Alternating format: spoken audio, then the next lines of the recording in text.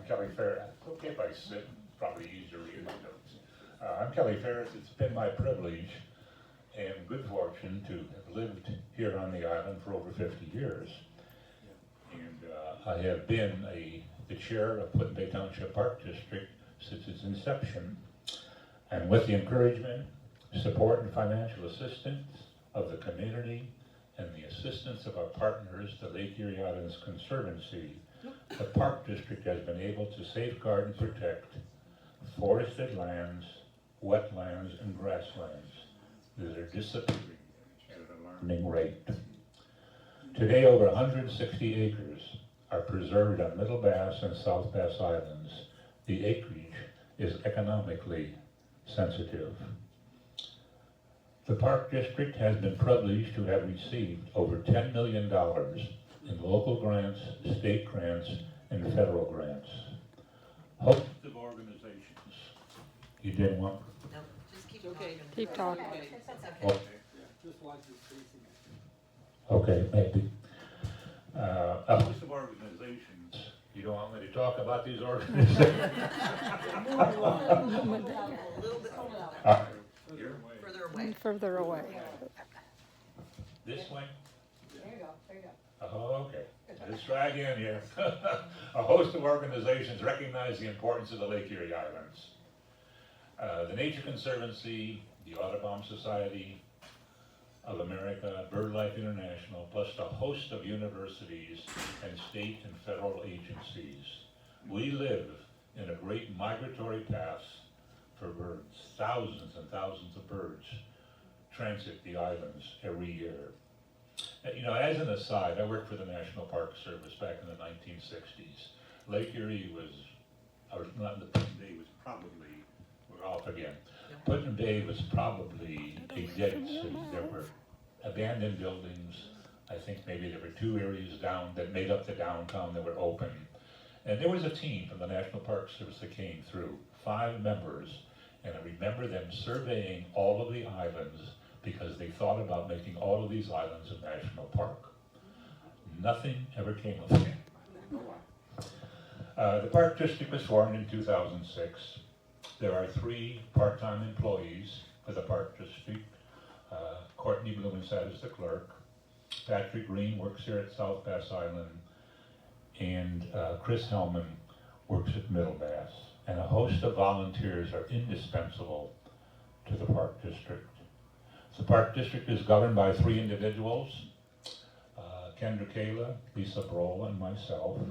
We serve without compensation, and each administrator is appointed for a 3-year term by the Court of Common Pleas of Ottawa County. The district is audited by the state of Ohio every 2 years. The district has been flattered by the number of people who have come to us asking if there is some way that they could keep and preserve the property that they own.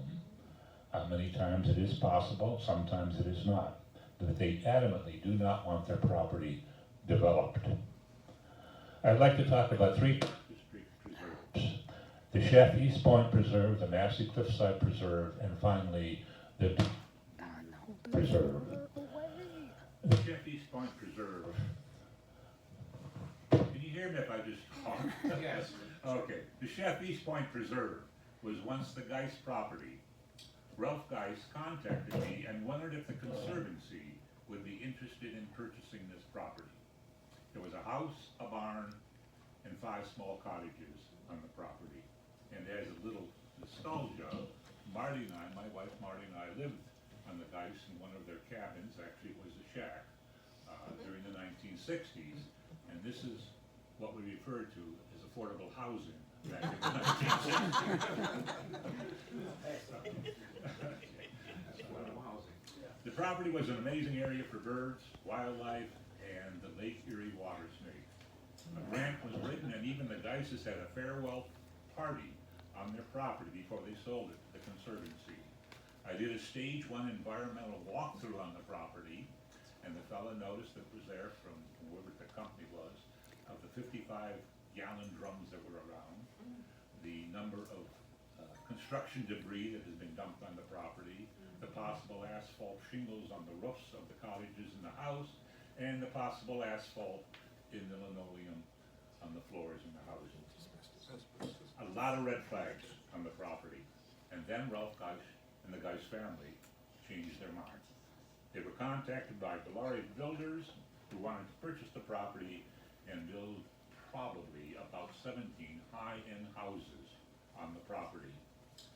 Bellari also purchased the adjacent property. At that time it was owned by the Masseys, and then began a massive cleanup of the area. Most of the material was bulldozed into the lake, and then the crew killed the Lake Erie water snake, which was on the federal endangered species list. He was cited by almost every state and federal agency in the area, and then he found out that there was no water and sewer to the area. And then he contacted me. I remember his riding his bicycle to my porch and saying he wanted to sell. He wanted to get out of the snake sanctuary. And he was eager to sell. But it would take two to 3 years for the Lake Erie Conservancy to raise the funds, and he was not going to wait that long. We contacted the Western Reserve Conservancy, and they purchased this property on what they called an emergency grant to hold it until such time as the Conservancy could raise the funds to buy it.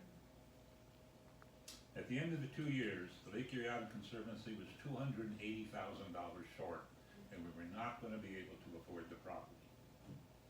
Now, I had been the school principal for 25 years, and Marty worked at the post office for 25 years.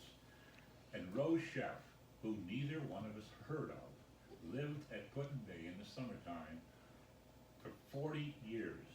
Rose Chef gave me a call, and she said, "How much are you short on purchasing the property?" I said, $280,000. She said, "Buy the property, I will write the check." We bought the property and she wrote the check.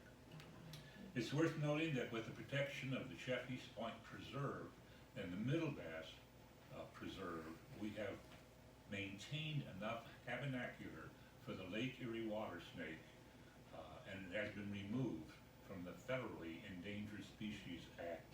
It doesn't sound like a big thing, but it is a big thing. Okay.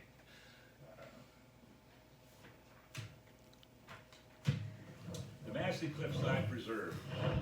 I had worked with Bill Massey a number of years and knew him pretty well, and he was very much interested in trying to preserve his property, which was a fish camp at that time, and not wanting to have it developed. He was pretty much sure that his two children, his two daughters, would not want to run the fish camp, and he, again, wanted that property not developed. And his two daughters did follow through with their father's wishes, and they contacted the Park District, and we were able to purchase 11 acres of this economic sensitive property. It has a spectacular view of the lake and the islands, and when you're looking off that property, you do not see the Davis-Besse nuclear power. At his office, Bill Massey kept the worms alongside of the milk that was sold to the people living in the area. There's a very interesting story about Bill Massey, that in the spring of the year, he would take a box spring, the old box springs that were metal, and you could see the springs there, and he would take them out to the end of his dock and drop it in at the end of the dock and put a rope up to the shoreline. And each year, each autumn, he would get this rope and bring it in, and he would harvest the lures that were caught on the spring.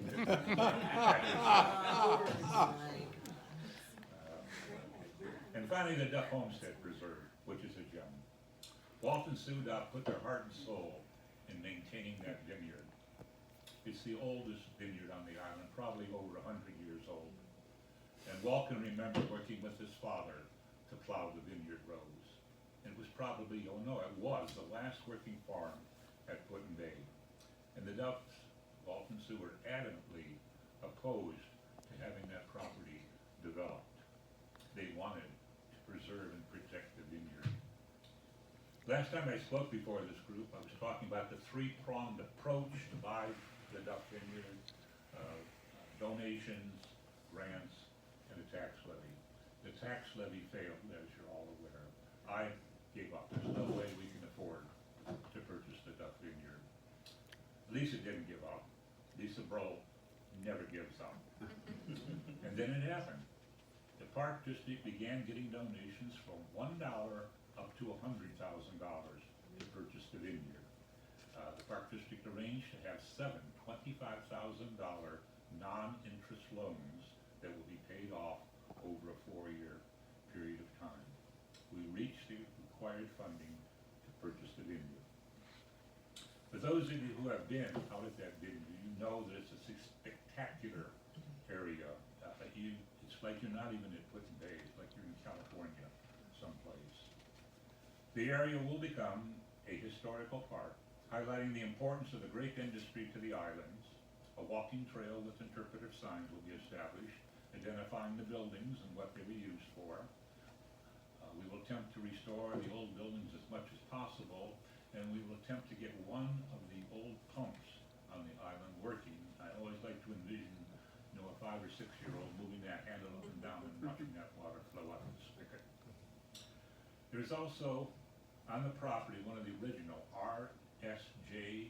Jose de Rivera original marking areas where he surveyed the islands and plotted it out.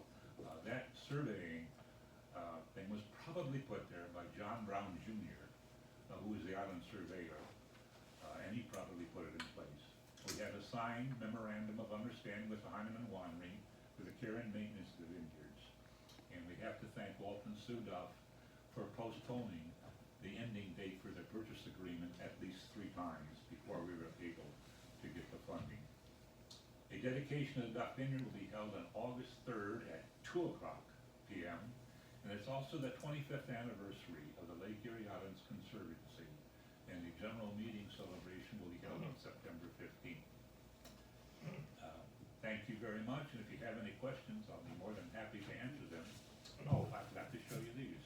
This is what the Chef property looked like when it was bulldozed and cleared by a lorry. Sure. I'm familiar with that property. How are you familiar with it? He approached me to list a real estate broker, Oh, okay. but I had heard all the other stories. You did. Well, I'm going to confirm them. I said, you know, some things just aren't worth. No, I just can't believe for a developer who did not realize that there was no water in the house. There's a clue, drive down, see any fire hydrants. Nope, there's no water. They keep getting further out though. Yeah. I think so. Anybody else, please, for Kelly? Yeah. Question? Okay. Thank you very much. I appreciate it.